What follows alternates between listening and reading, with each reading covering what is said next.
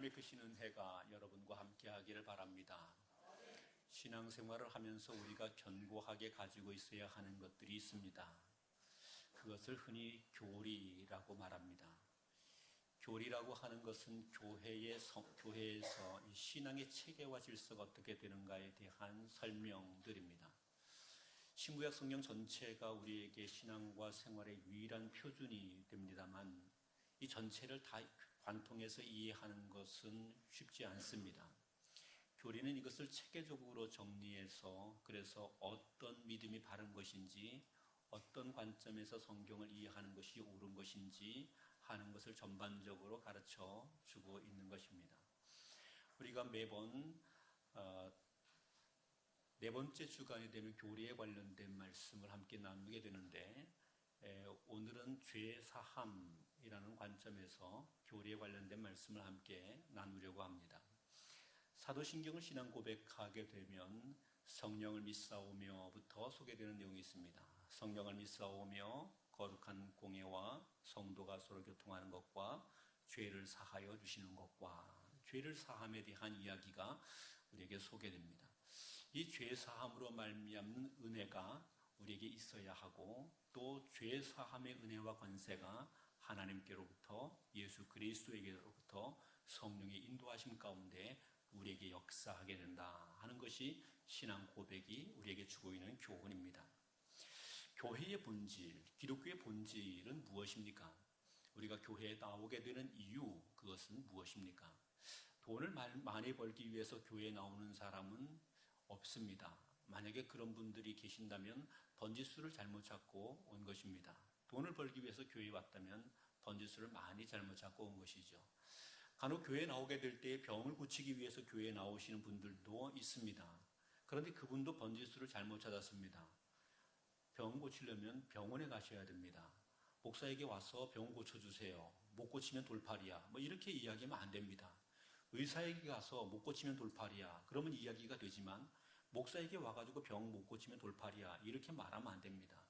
병을 고치는 것은 병원에서 고치는 것입니다.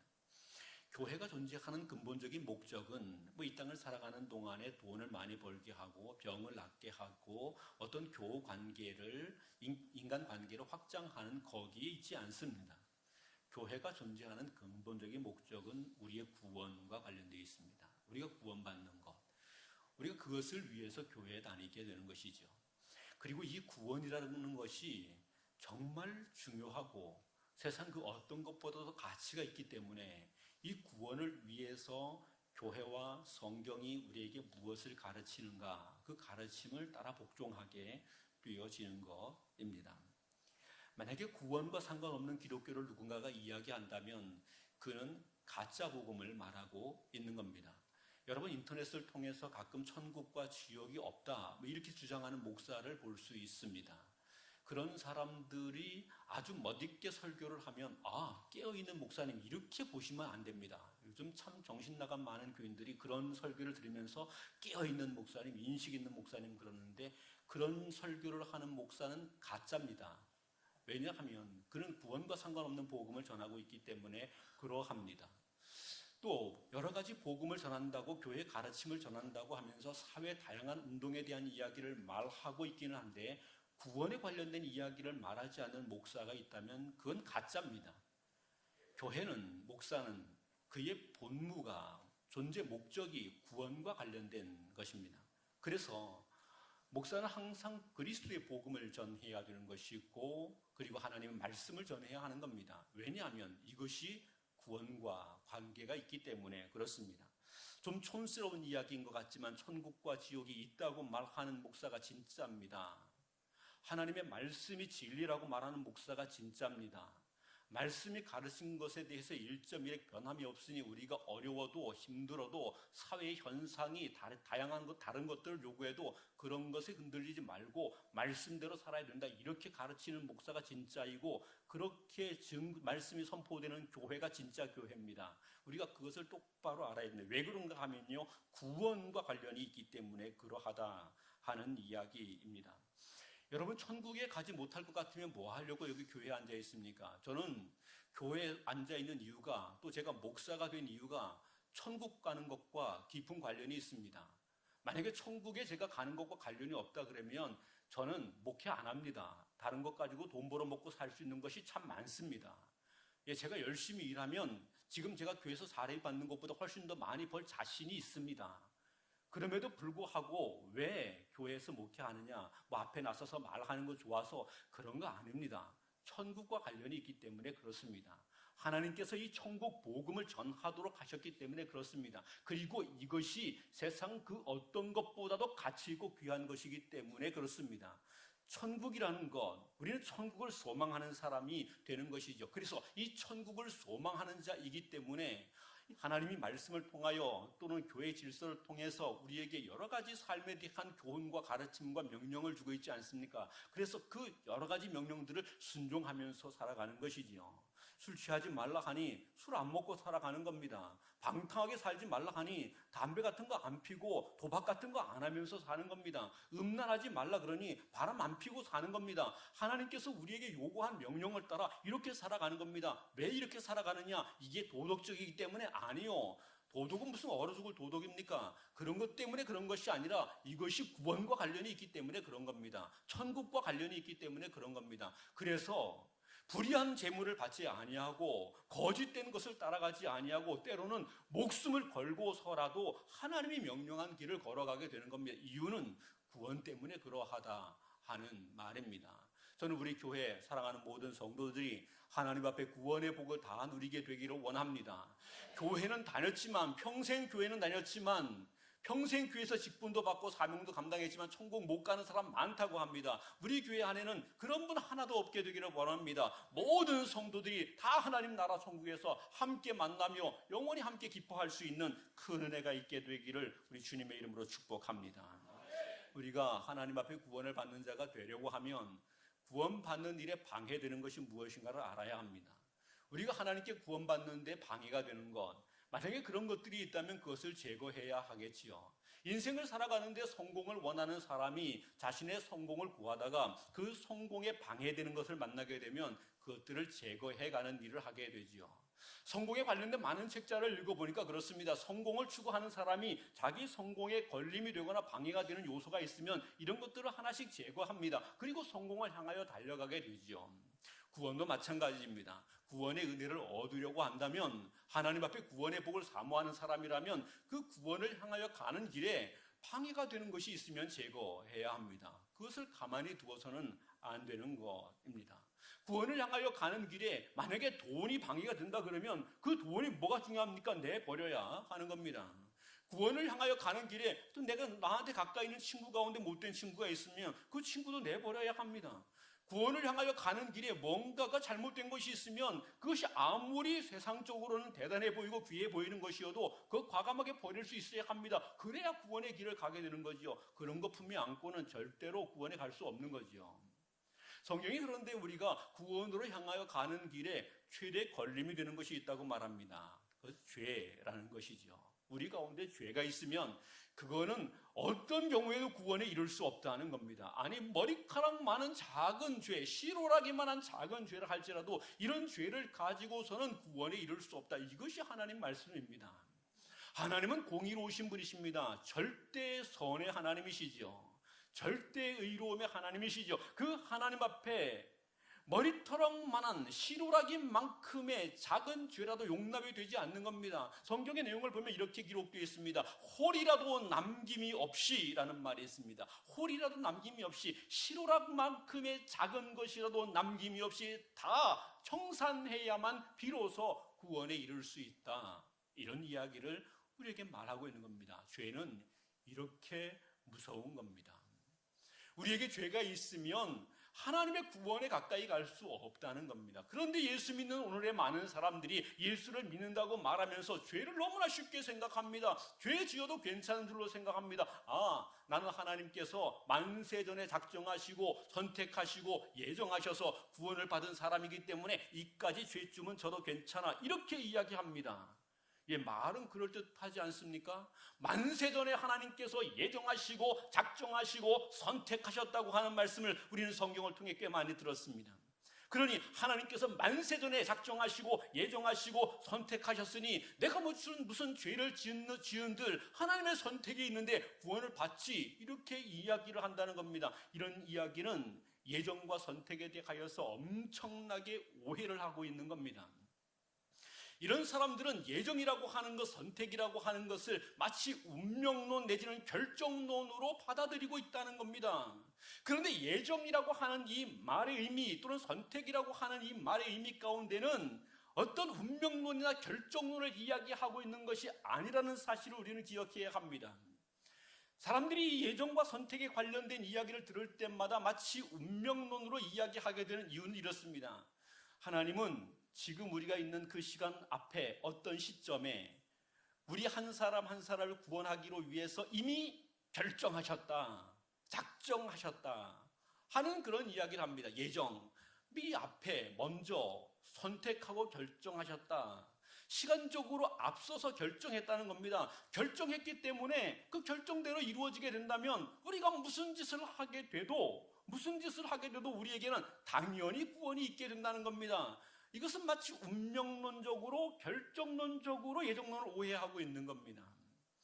그런데 예정이라고 하는 말, 이 말의 의미는 그런 것이 아닙니다.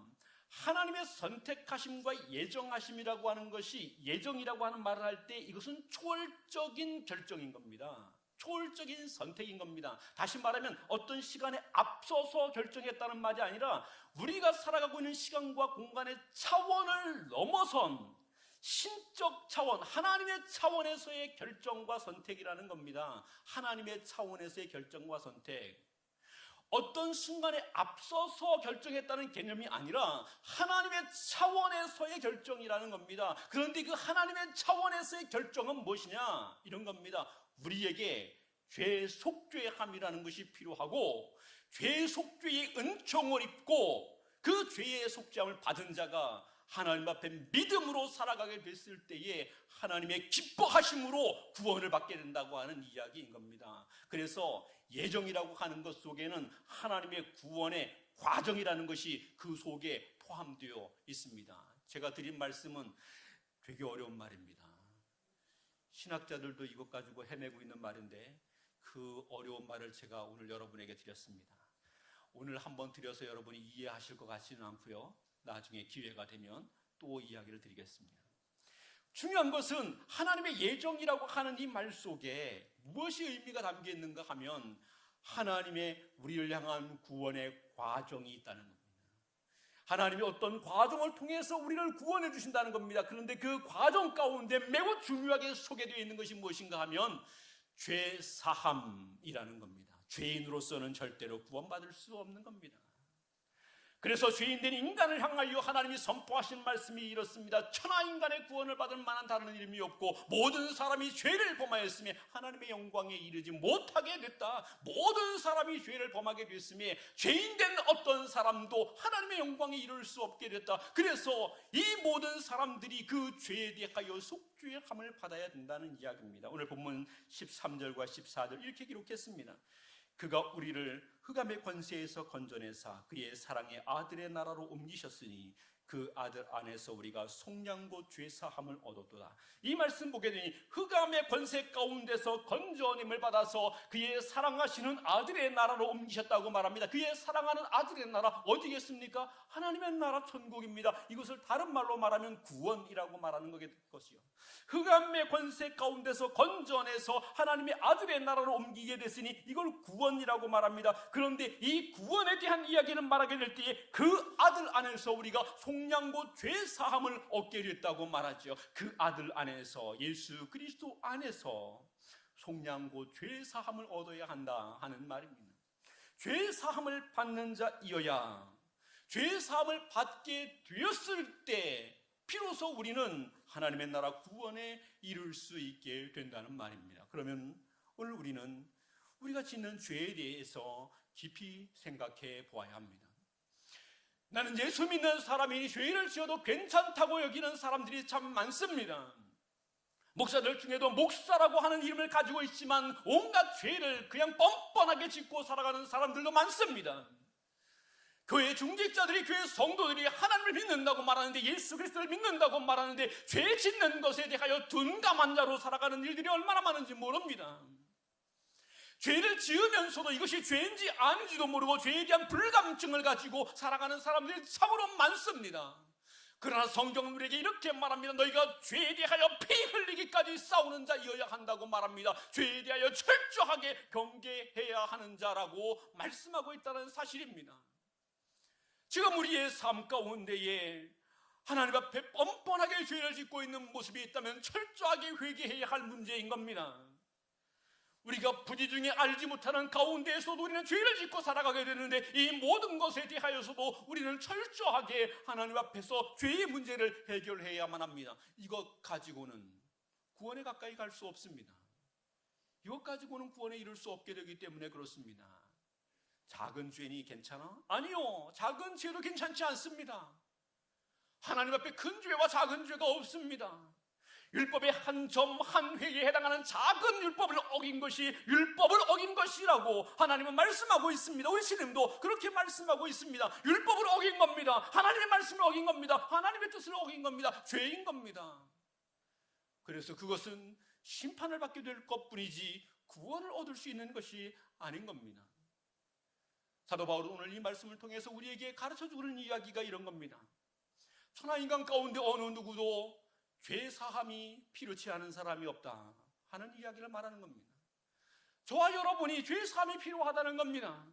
죄를 짓지 않기 위하여 노력하는 것뿐만 아니라 우리가 지난날에 지은 모든 죄에 대하여, 아니 우리가 매일매일 삶 속에서 끊임없이 짓고 있는 죄에 대하여 죄 사함이 필요하다는 겁니다.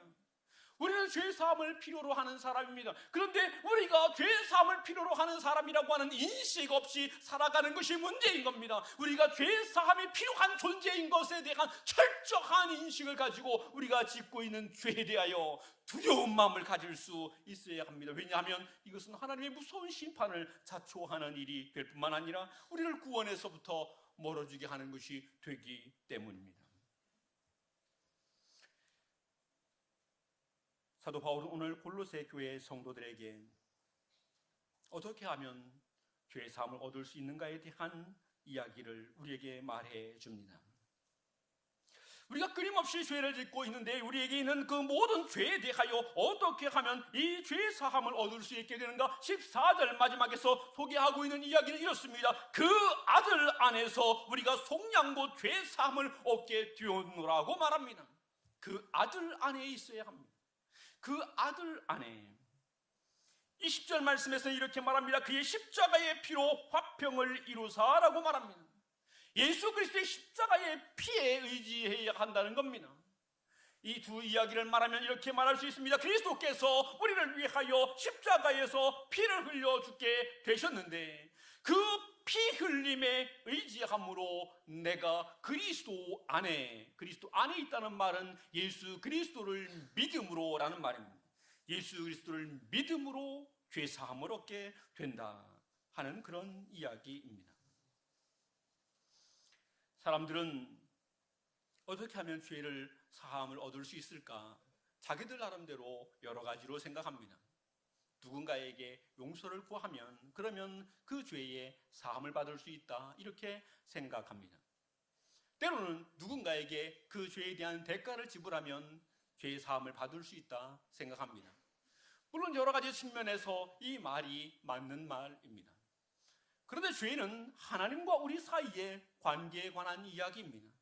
근본적으로 하나님과 우리 사이의 관계에 관한 이야기인데 하나님과 우리 사이의 관계가 깨어지게 되었을 때 그때 하나님과 우리 사이의 그 관계 깨어짐에 대하여 우리는 어떻게 죄 사함의 문제를 해결할 수 있는가? 죄의 문제를 해결할 수 있는가? 우리는 깊이 생각해 봐야 합니다. 하나님을 만나서 하나님 잘못했습니다 이렇게 말할 수 있게 되면 좋을 텐데 우리가 하나님을 만날 수가 없습니다. 하나님 만나서 하나님 우리가 잘못했습니다 말할 수 있으면 좋은데 그럴 수가 없습니다. 하나님께 뭔가 그러면 대가를 지불하면 돼야 할 텐데 대가를 지불할 수도 없습니다.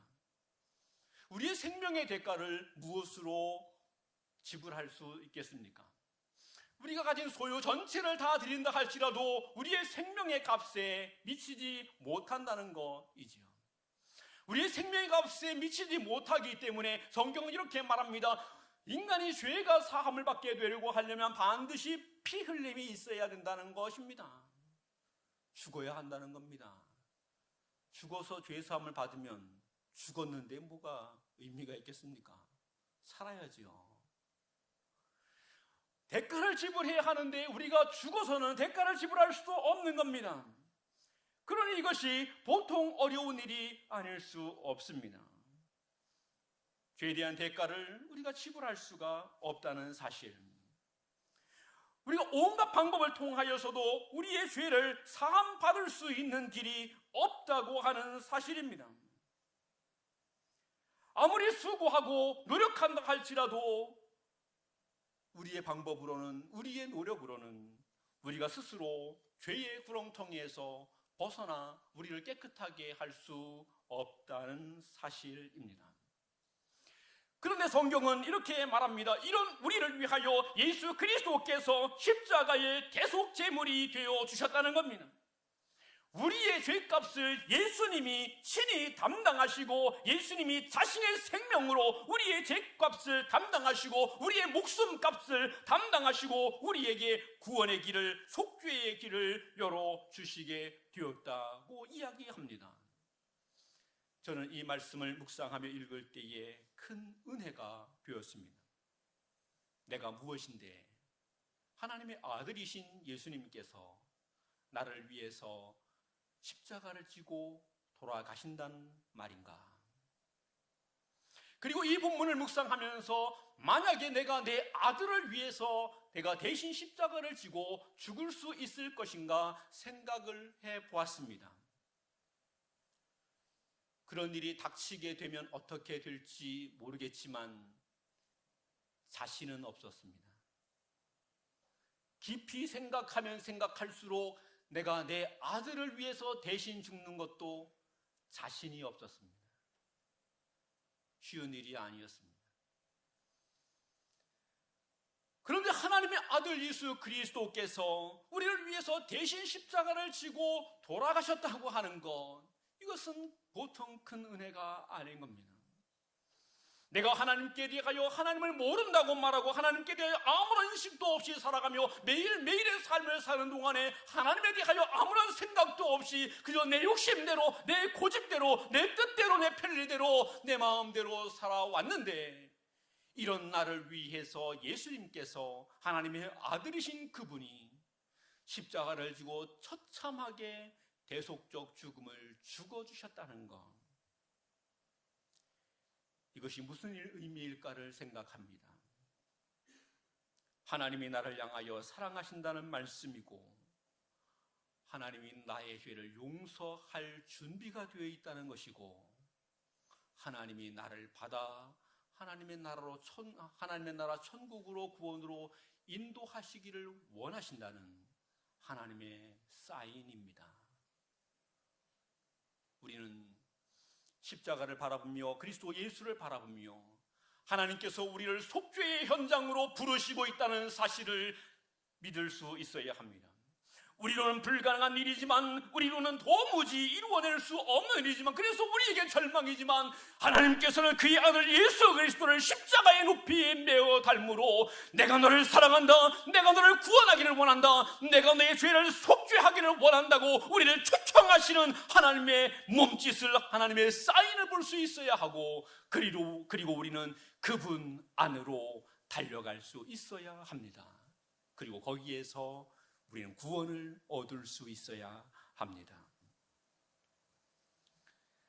성경은 예수 그리스도의 피로 말미암아 우리가 구원을 얻게 됨에 대하여 이야기합니다. 그러면 예수 그리스도의 피로 말미암아 구원을 얻게 된다고 말할 때 예수님의 피가 얼만큼 대단한 것이어서 이것이 가능하겠는가를 생각해야 합니다. 제 목숨값을 소 한 마리 잡아 죽인다 그래서 제 목숨값이 되지 않습니다. 제 목숨값이 되려고 한다면 적어도 사람의 목숨값 하나만큼은 지불해야 제 목숨값이 될 수 있을 것입니다. 그런데 전 인류를 구원하고 온 천하 세계 가운데 하나님의 구원의 창조의 역사를 이루시게 되기 위하여서는 별 볼 일 없는 인간 하나가 죽는다 그래서 대속의 역사가 일어나게 되지는 않을 겁니다. 그에 상응한 대가가 지불되어야 할 것입니다. 예수님 한 분이 돌아가심이 온 인류를 구원함이 되려고 하기 위해서는 예수님 한 분의 생명의 값이 온 인류의 생명의 값만큼은 되거나 아니면 그보다 더 큰 값이 가치가 되어야 비로소 구원의 대가가 될 수 있을 것입니다.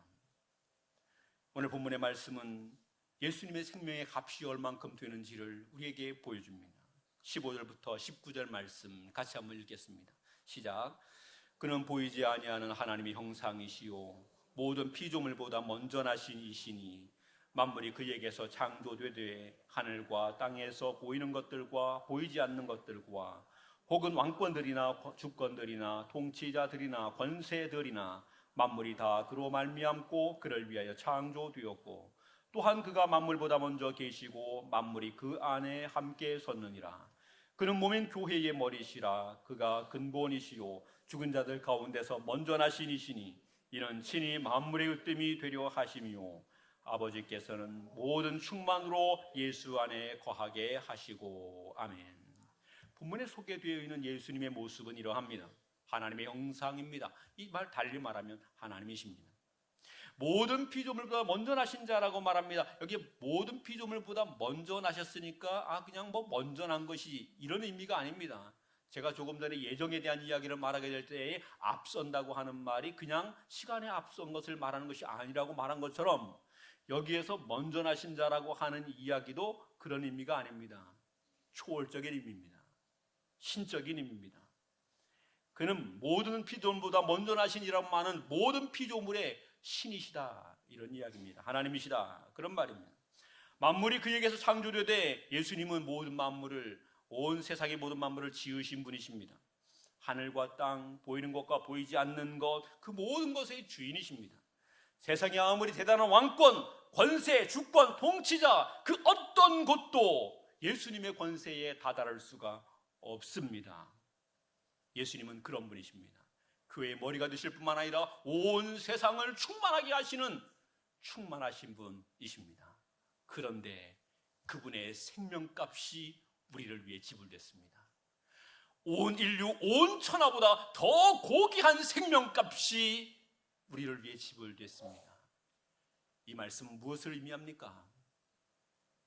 우리가 어떤 죄를 범하게 됐다 할지라도 우리가 어떤 큰 죄를 지었다 할지라도 그분의 피에 의지하면 속죄함을 받지 못할 까닭이 없다 그런 말입니다.